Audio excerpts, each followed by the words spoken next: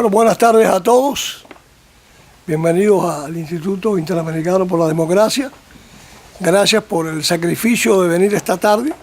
Van a ser recompensados por estar aquí. Y lamentablemente pues la lluvia ha impedido que muchos de los que nos habían prometido asistir estuvieran aquí. Así que después de darle las bienvenidas al instituto, pues Carlos Sánchez Balseguín va a hacer la presentación de la persona invitada por nosotros esta tarde.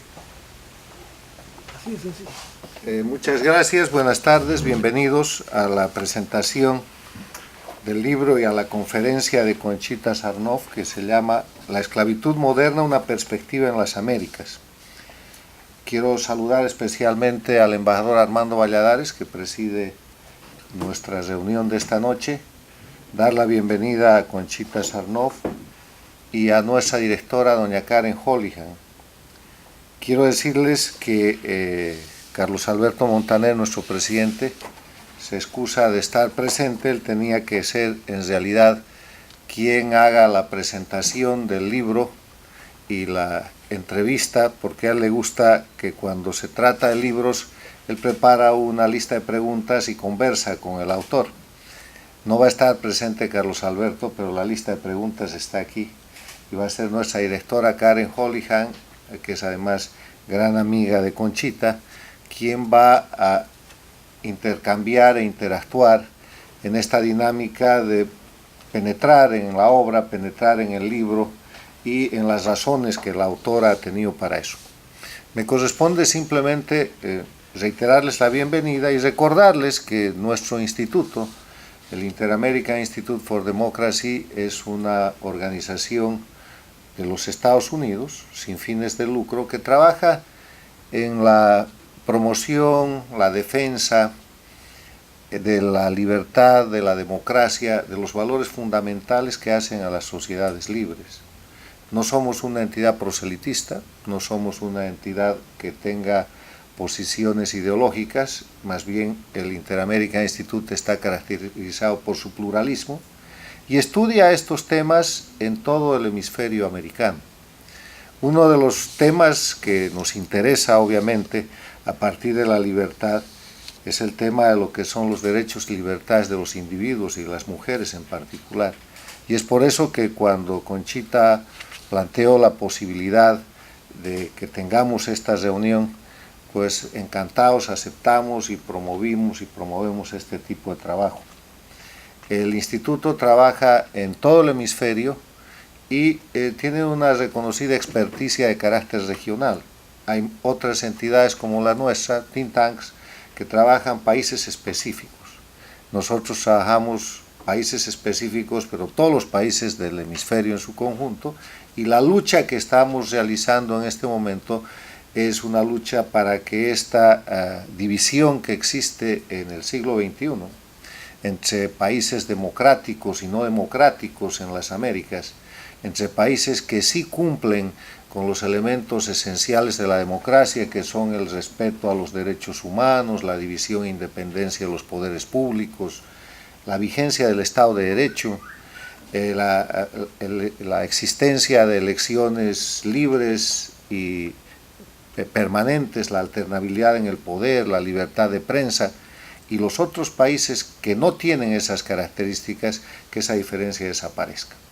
Lamentablemente lo que era solamente una dictadura a fines del siglo pasado, que es la dictadura castrista en Cuba, se ha expandido en el hemisferio en este siglo, y a la sombra del petróleo venezolano y del mal uso de esos recursos que dio Hugo Chávez, controla hoy Venezuela, se ha extendido al Ecuador, a Bolivia, a Nicaragua.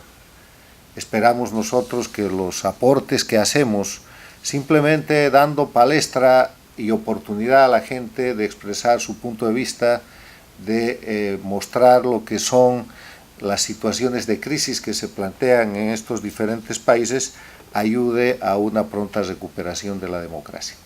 El tema que hoy día va a tocar Conchita es un tema muy importante, que, como les decía, hace a la libertad de las personas, hace a estos valores de la democracia que tienen que ver con justicia, que tienen que ver con la propia democracia, que tienen que ver con la igualdad de los individuos.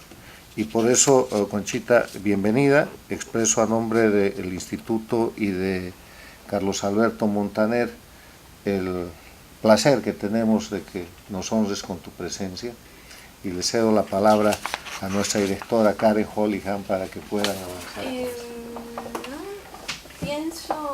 Quisiera que Conchita primero nos hable y luego establecemos un diálogo.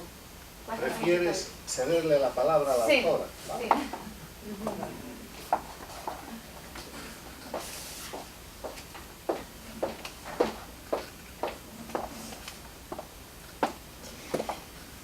Muy buenas tardes, muchísimas gracias Carlos, mi gran amiga Karen, por esta generosa invitación esta tarde, y muchas gracias a ustedes, los invitados, por estar aquí en este día tan lluvioso.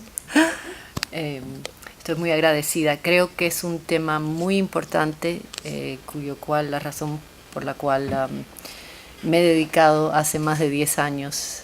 He invertido muchísimas horas en lo que es la investigación del tráfico humano, específicamente del tráfico infantil.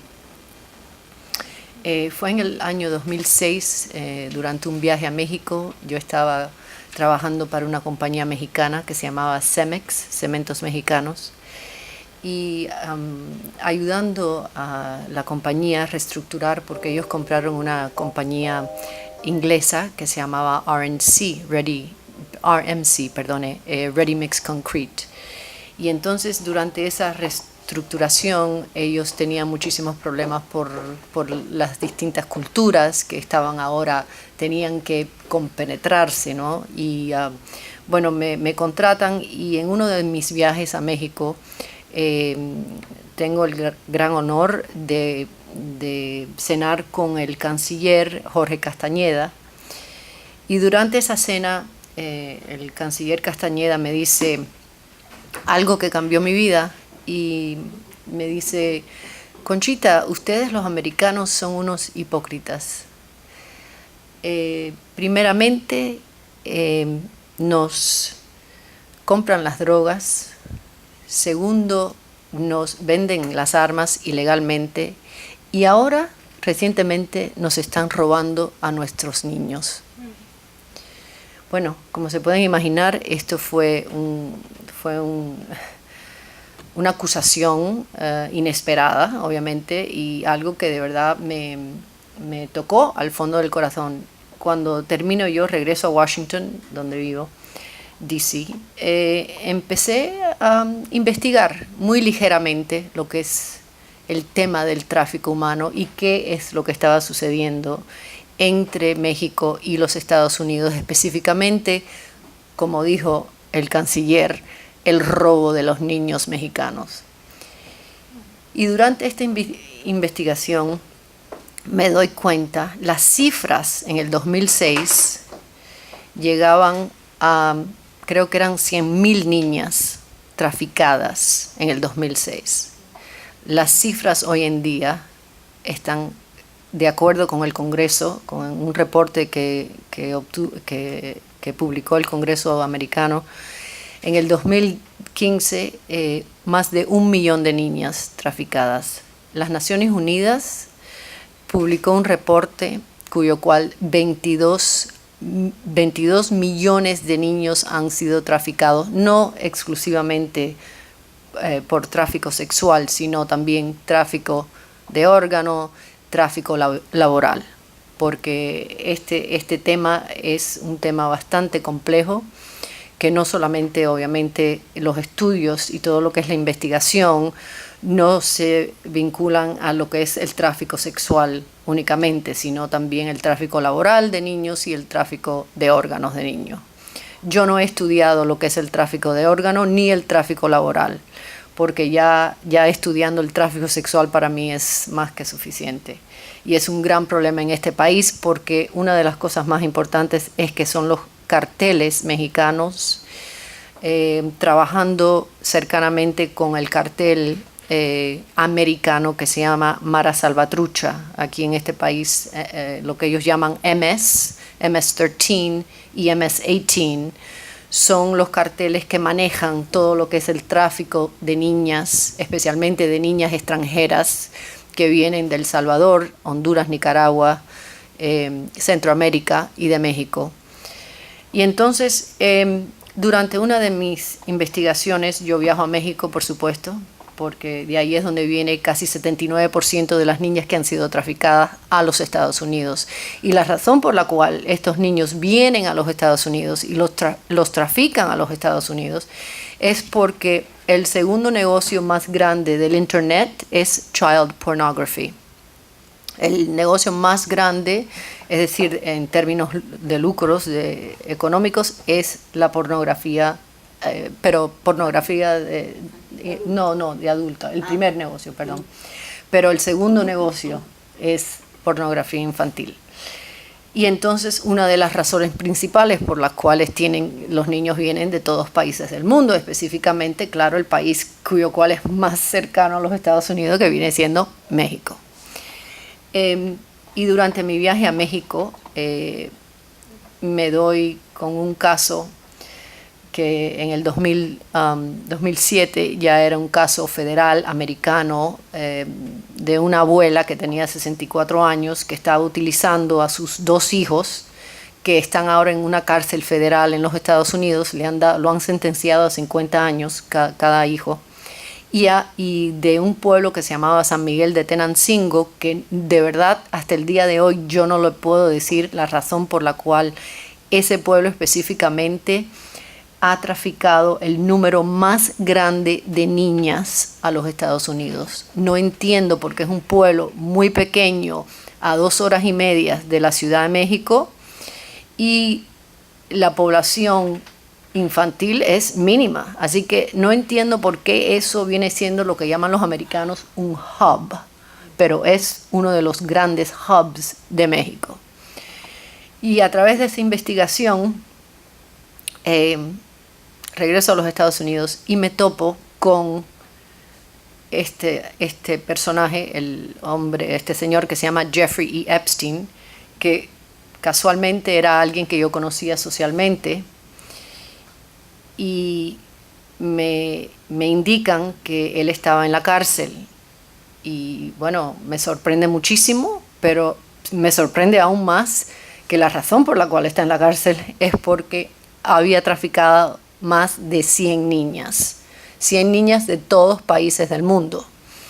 Y entonces pues ahí empieza mi investigación, porque yo me doy cuenta que esto es no solamente un crimen de gente de pocos recursos, sino ahora estamos a otro nivel totalmente distinto. Este es un hombre que está valorizado a más de $2 billones, es un Wall Street hedge fund manager, es un hombre con gran influencia en nuestro gobierno aquí en los Estados Unidos, con grandes amistades.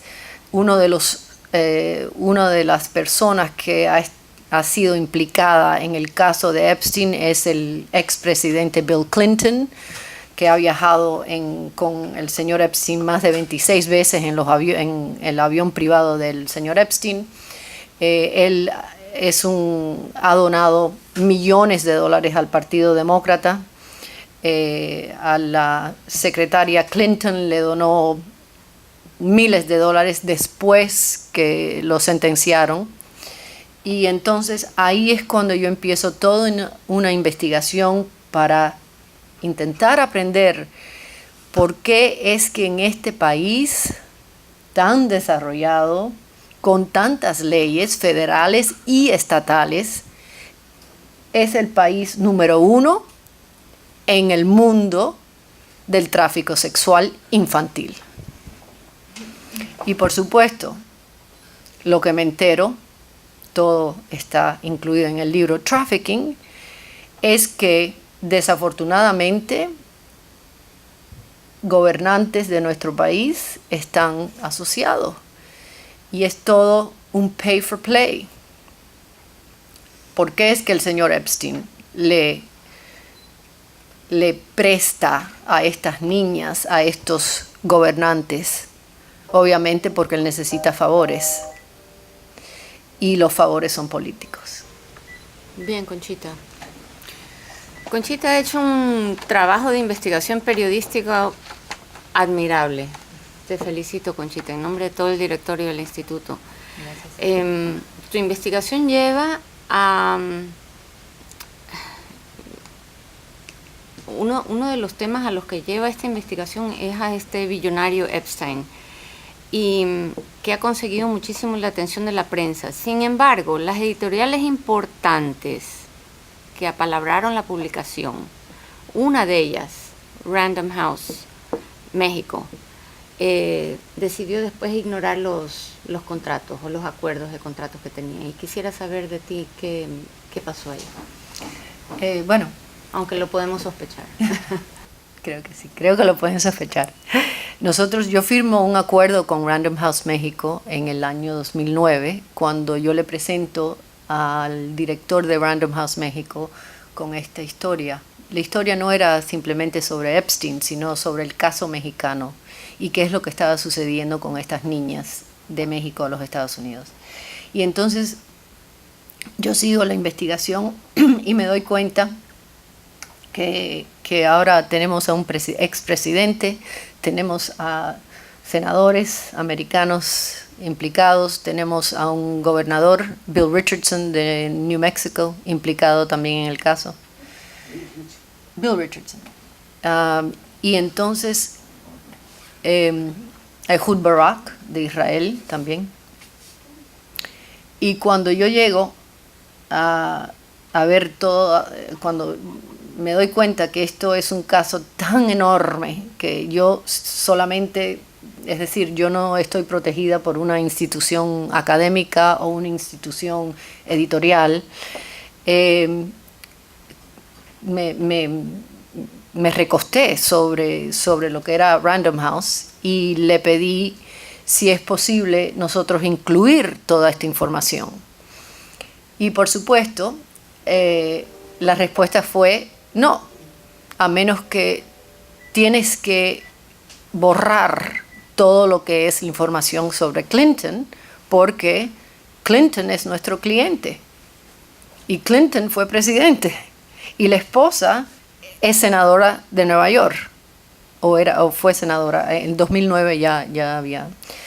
Y entonces, bueno, como una periodista se pueden dar cuenta que o borro la información y no la incluyo, que creo que hubiese sido una injusticia, o me quedo adelante sin el contrato y me quedé sin el contrato. Y Epstein, ¿en realidad es Epstein el rey del tráfico sexual, como sugiere el título? Bueno, creo que en este país sí, absolutamente es el rey, porque primero es un hombre que está valorizado a tantísimo dinero, que sigue practicando, sigue siendo un asesor financiero en Wall Street, que hace una semana estuvo caminando por las calles de Nueva York, Madison Avenue, con 2 niñas de 14 años, y nadie ha hecho absolutamente nada, y que aunque fue sentenciado, fue a una cárcel del condado solamente 13 meses, aunque hay una ley federal que lo hubiese enjuiciado por un mínimo de 20 años. Dime, Conchita, estas jóvenes son jóvenes que ya estaban, mujeres jóvenes que ya estaban en el negocio de la prostitución, o eran niñas que fueron inducidas a la prostitución para esta mafia, para este servicio, para esta red de tráfico humano, de tráfico sexual. Muy buena pregunta, Karen, porque mira, una niña de 12 años, de 13 años, de 11 años, de 14 años, las edades de las víctimas de este señor, tienen que haber sido inducida. Es decir, ¿cómo una niña de 11 años va a querer prostituirse con un hombre de 52 años? Creo que eso no es posible, ¿no? Así que creo que las niñas han sido inducidas, son todas niñas de bajos recursos. muchas de las niñas locales, es decir, niñas que él recluyó de Palm Beach County, de la Florida, de Brasil, de México, de Europa Occidental, fueron niñas que no tenían familias y poca educación y que eran niñas ambiciosas. También él les prometía trabajo como modelos. Muchas de ellas pensaron que él les iba a dar un trabajo como una modelo en Victoria's Secret y en MC Squared, porque él es inversionista en MC Squared, una agencia de modelaje, y su mejor amigo y protector y primer cliente, Leslie Wexner, que es el chairman de The Limited, The Gap y dueño de Victoria's Secret, él utilizaba esa amistad para prometerle a estas niñas que les iba a dar empleo si ellas... Me parece recordar que tiene una isla, ¿no? Él vive en una isla privada, Sí, es su isla viajó privada. 23 veces en ese avión. 26 veces. 26, ¿no? 26 Ah, veces. yo tenía 23, 3 más. ¿Dónde es la isla? En United States Virgin Islands, es cerca de, al frente de St. Thomas. Y es una isla privada que se llama Little St. James.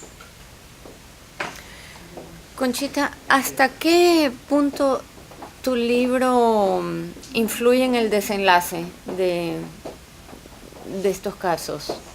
Bueno, mira, el libro, Karen, se acaba de Porque es publicar. preguntar cómo que comienza. Sí. El libro, primero. el libro se acaba de publicar hace 2 meses. Investigación. Sí, yo hace 10 años que estoy investigando el tema del tráfico infantil en las Américas, específicamente en los Estados Unidos. Aunque fui a Cuba, no sé si debo decir, fui a Cuba hace unos meses y estaba con una amiga mía y detrás de mí había una madre vendiendo a su hija. Y la pude grabar, grabé toda la conversación. La hija, no sé la edad, pero me supongo que la niña tenía unos 15 años, 14 años. Y la madre la estaba vendiendo a un señor inglés mucho mayor. Así que obviamente está sucediendo en Cuba. Pero cuando tú le preguntas a un oficial cubano, que yo le he preguntado a varios oficiales cubanos, es que ustedes permiten o saben, reconocen de lo que es el tráfico humano, todos te dicen que absolutamente no, que Cuba cuida muchísimo a sus hijos, que no existe el tráfico humano en Cuba. Pero no, entonces perdóname, para contestar tu pregunta, hace 10 años que yo estoy investigando este tema, hace 2 meses que publiqué el libro, y creo que este es el principio. Yo tengo una fundación en Washington, The Alliance to Rescue Victims of Trafficking, y la misión de nuestra fundación es promover el tema del tráfico infantil y abrir, si Dios quiere, la primera casa de rescate, de refugio para estos niños que no existe en Washington. Quiero que después nos cuentes un poco más de tu fundación y sobre el proyecto que estás planificando con la fundación, Conchita. Ese va a ser el bebé de tu investigación, ¿no? El resultado. El castigo de Epstein, por lo que cuentas, ha sido muy leve. ¿De cuánto tiempo fue la pena que él tuvo que pasar cárcel? ¿Y por qué de lo que cuentas ha sido una pena tan leve? Bueno, a él primeramente lo enjuiciaron por el Estado, y el Estado pensó que los crímenes de él eran, perdóname, no sé decir esta palabra en español, internexes, que quiere decir que habían crímenes que eran interconectados, eran de Estado a Estado, y como eran muchos de los crímenes, él promovió muchas de las niñas a través del Internet. Al momento que uno comete un crimen a través del Internet, se vuelve automáticamente en un crimen federal.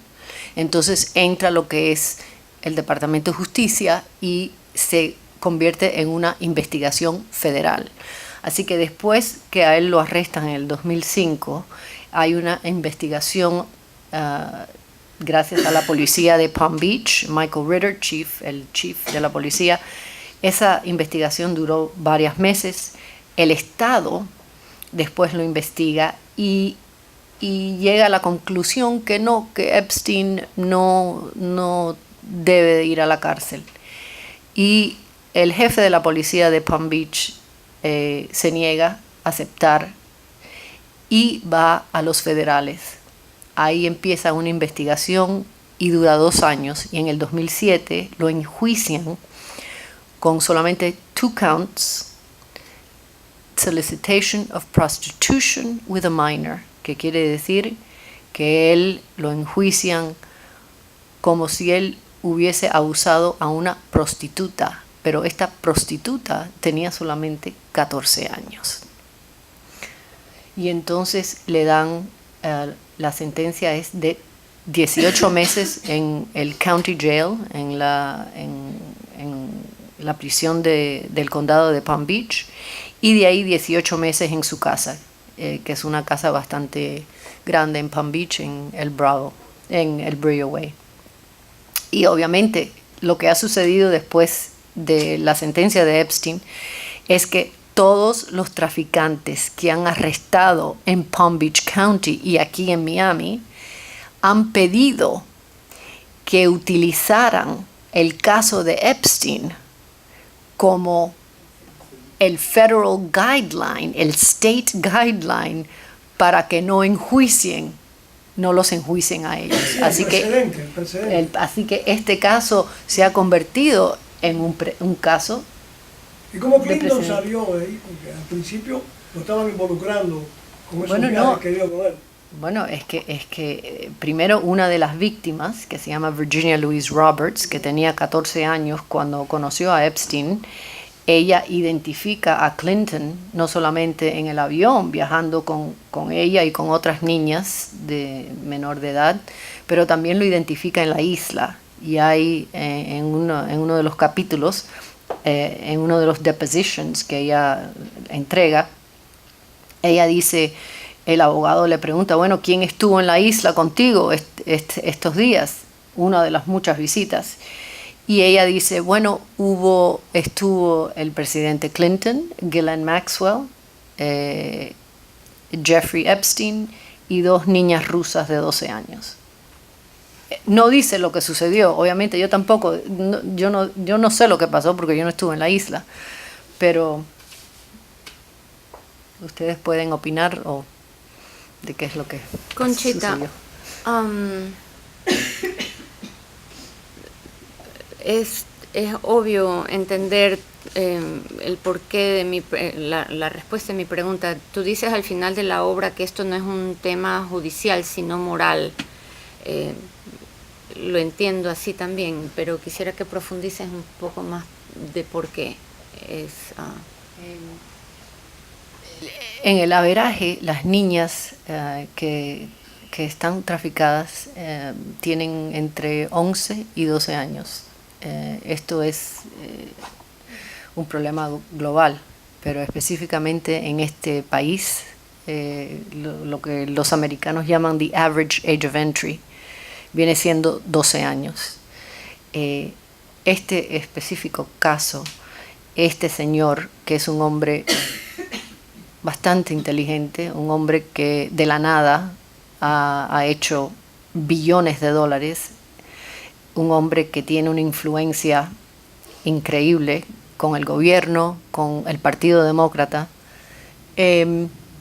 creo que he should know better, y que en vez de ayudar a estas niñas de bajos recursos, que son todas niñas, porque una niña de 12, 13, 14, 15 años es una niña comparada a un hombre de 52 años cuando sucedió el caso, cuando lo arrestaron, en vez de ayudarlas académicamente, empezar un trust, las abusa y se las presta a los políticos. Así que para mí esto es un caso, no solamente que es un caso global, porque lo hizo globalmente, pero también es un caso moral. Es aún mucho más que un caso legal. Es una atrocidad. Es una atrocidad, y es una atrocidad que no ha tenido freno porque él sigue. ¿Qué papel desempeña, a dónde entra en esta historia Alan Dershowitz? Alan- este abogado famoso, ¿no? Sí, Alan Dershowitz, que era un profesor de ley en Harvard University, un hombre muy respetado mundialmente, especialmente por su política de Israel y con Israel. Él no solamente es amigo de Jeffrey Epstein, también fue el abogado de Jeffrey Epstein.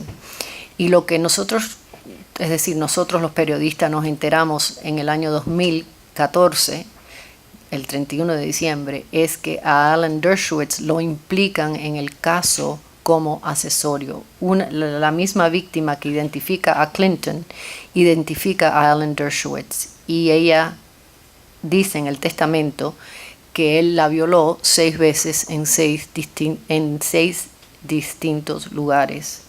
Y entonces imagínate, él se convierte no solamente en el abogado, pero ahora es uno de los defensores. Y no sé si ustedes conocen el caso de Dershowitz con esta niña.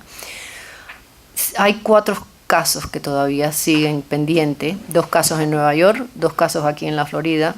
El caso de Dershowitz se terminó, es decir, se concluyó porque él, a través de su seguro, le pagó a la víctima y a los abogados defendiendo a la víctima para que cerraran el caso.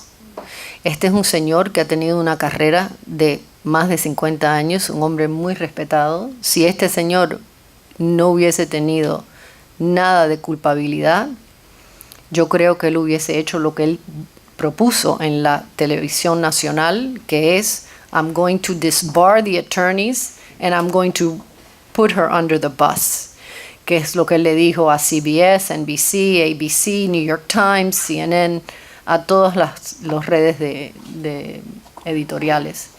Y hizo lo opuesto, cerró el caso y le pagó a los abogados. ¿Por qué? Entonces, después de esta investigación y todo lo que nos cuentas, ¿qué opinión tienes de la justicia americana y cómo funciona? Bueno, me gustaría, como optimista eterna, me gustaría pensar que hay justicia, que todavía existe la justicia, pero lo que me he dado cuenta es que la justicia americana está dividida para los pobres y para los ricos. Si uno tiene dinero para poder pagarle a buenos abogados, creo que uno recibe otra forma de justicia, y si uno no tiene los recursos y los medios y la influencia, la justicia es muy distinta. Hoy por hoy, si uno atropella a una persona en la calle manejando bajo el efecto del alcohol, con $30,000 hay jueces en el 11º distrito que lo sacan en libertad. Y en muchas ocasiones reciben la oferta a través de terceras personas. Tienes $30,000, no tienes problema, vas a salir en libertad. Yo creo que no hay justicia, yo creo que hay decisiones de las cortes, no justicia. En una experiencia, en mi caso, 3 casos, y con eso que tú me acabas de contar y otras más, pues es lo que tú dices. Es lo que tú dices, no. La justicia es un concepto absoluto. No puede haber un 20% de justicia, como una mujer no puede estar el 20% embarazada. ¿Hay justicia o no hay justicia? No hay justicia en las cortes americanas. Si alguien me lo hubiera dicho a mí hace 20 años, no lo hubiera creído.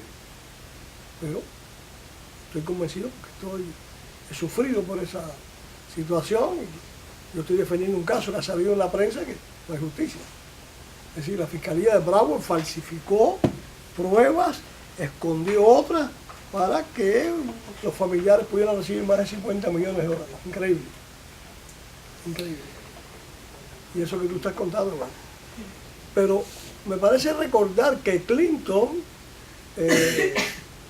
hizo algunas declaraciones con relación a eso.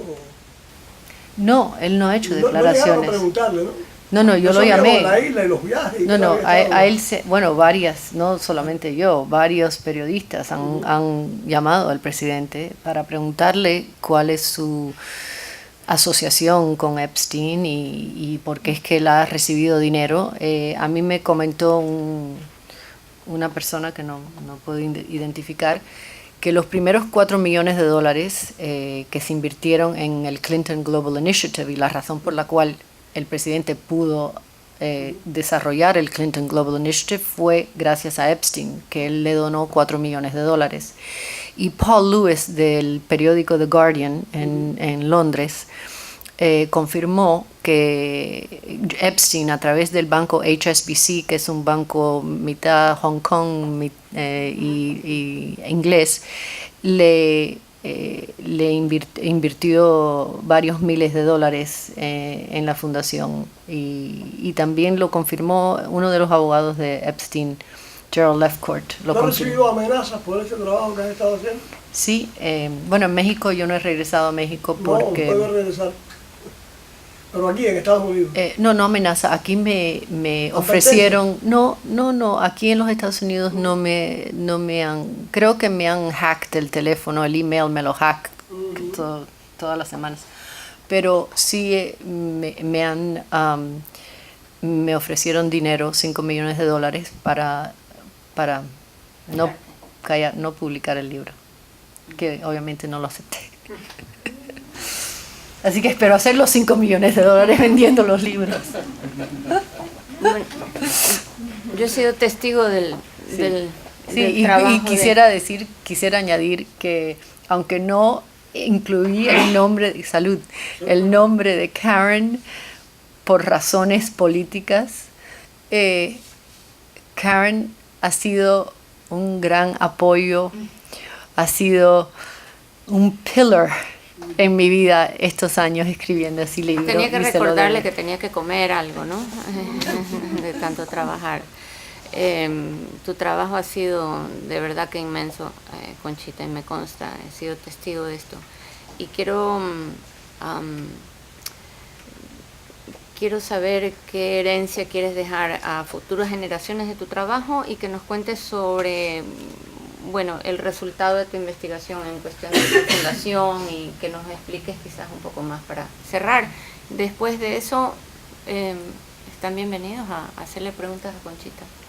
Bueno, gracias. Rápidamente, para concluir, lo que me gustaría dejar como para futuras generaciones, para mis hijos, más que nada, es que, y para los hijos de ustedes, es que tenemos este gran problema que tenemos que resolver, porque sin niños no hay futuro. Los niños son nuestro futuro y tenemos que protegerlos, y tenemos que combatir cualquier cosa, lo que sea, para poder no solamente proteger a los niños, pero también educar a los niños y intentar que ellos sean parte de la solución. Aquí tienen que haber, yo no soy la solución, este libro no es la solución, mi fundación no es la solución.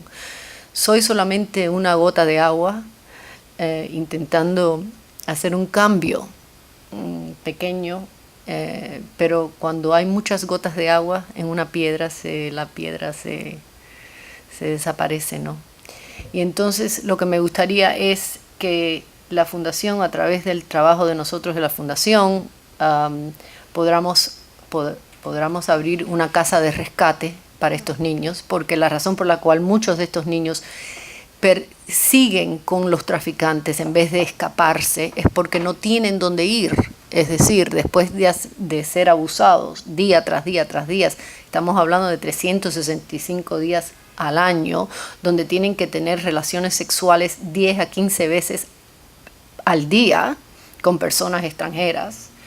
¿Qué es lo que tienen estos niños? No tienen, están todos o están adictos a la droga, que es un gran problema, a la heroína especialmente, que ahora hay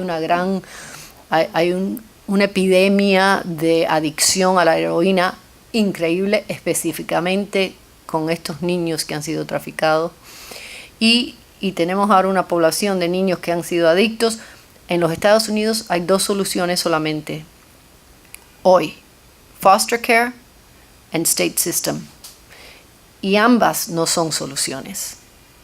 Así que tenemos que abrir casas de rescates, y el gobierno no paga esas casas de rescates. El gobierno lo que da es dinero para servicios y programas para rehabilitar a los niños, pero no paga lo que es bricks and mortar.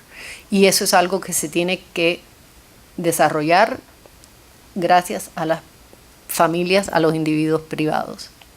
Y entonces espero que mi fundación pueda ser parte de ese desarrollo y de esa conversación que va a seguir por muchos años.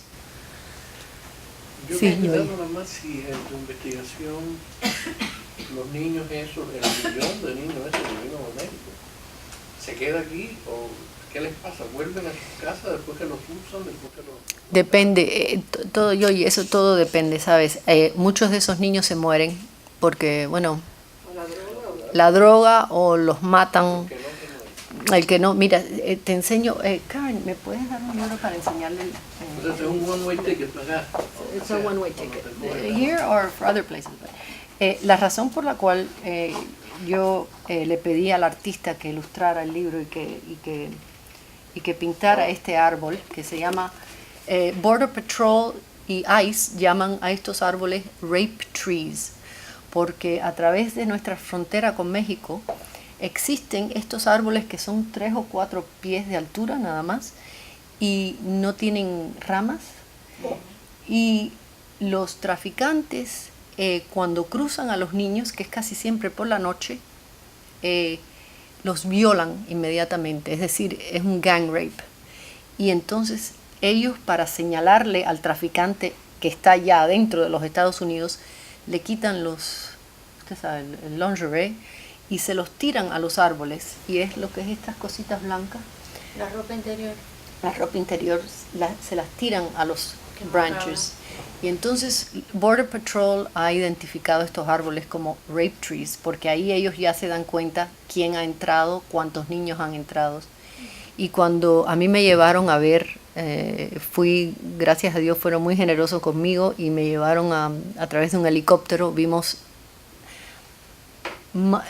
millas y millas de estos árboles a través de la frontera, pero millas.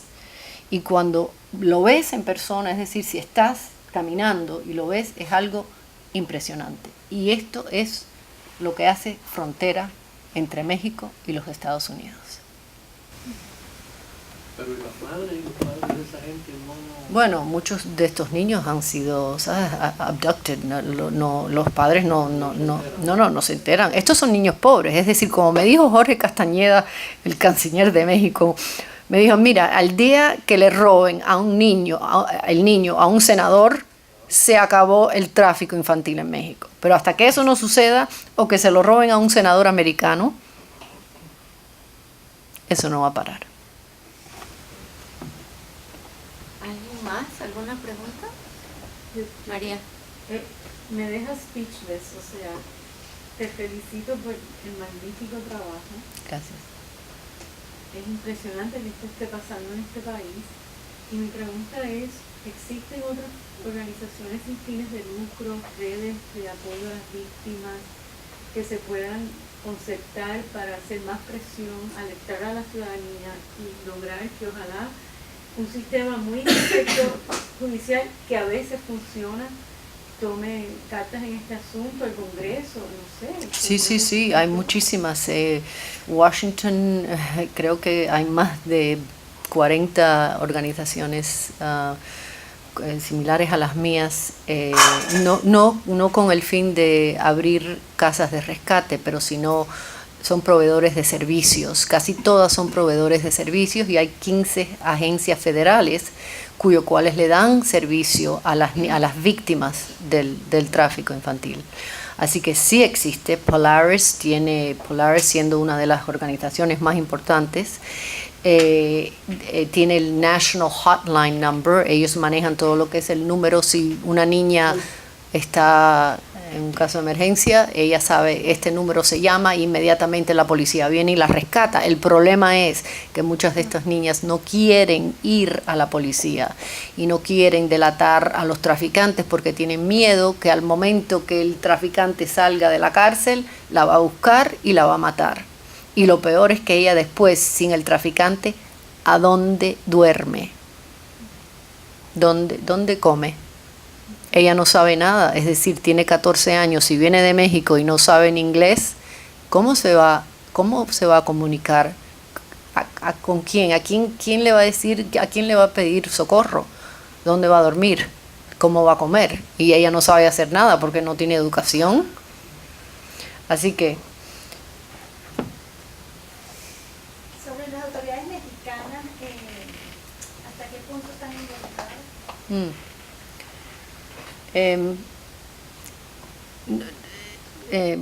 A propósito, no he hecho muchos estudios en México por lo que me sucedió a mí personalmente, pero sí sé que las tres ramas de policías en México, estatales, federales y locales, están todos trabajando con los traficantes.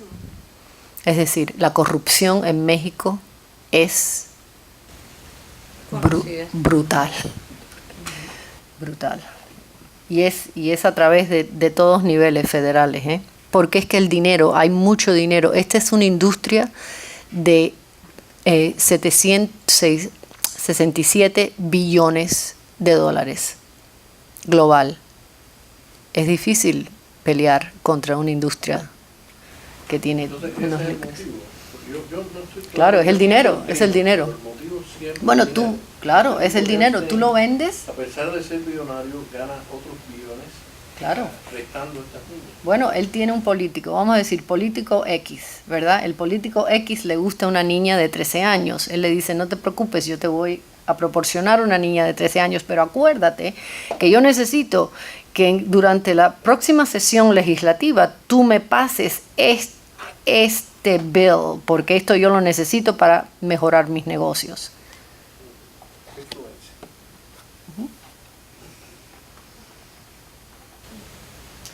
Muchísimas gracias. Te felicito. Gracias.